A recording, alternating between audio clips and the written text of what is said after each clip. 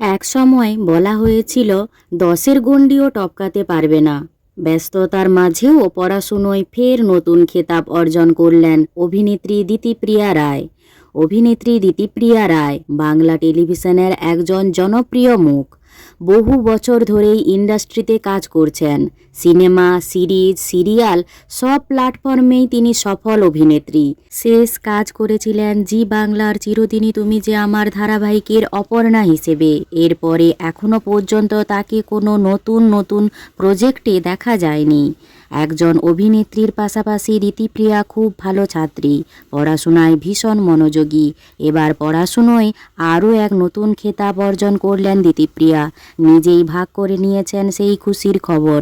সদ্য নিজের সোশ্যাল মিডিয়ার অ্যাকাউন্টে ভাগ করে নিলেন মাস্টার ডিগ্রির অর্জন করা সার্টিফিকেট। সোমবার নিজের ইনস্টাগ্রাম অ্যাকাউন্টে বেশ কিছু ছবি শেয়ার করে নেন। একটি ভিডিও শেয়ার করেন। ভিডিওতে দেখা যায় মঞ্চে উঠে শিক্ষকদের হাত থেকে সার্টিফিকেট নিচ্ছেন অভিনেত্রী। ফার্স্ট ক্লাস পেয়ে উত্তীর্ণ হয়েছেন দিতিপ্রিয়া।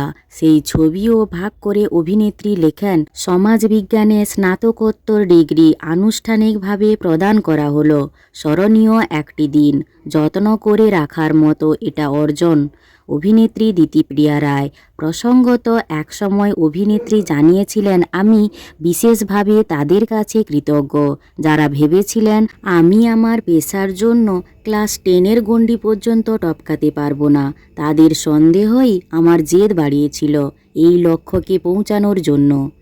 অভিনেত্রী দিতিপ্রিয়া রায়ের অভিনয় আপনাদের কেমন লাগে তা কমেন্টে জানিও। আর ভিডিওটি ভালো লাগলে একটি লাইক করে পিউ 14 পেজটি ফলো করুন।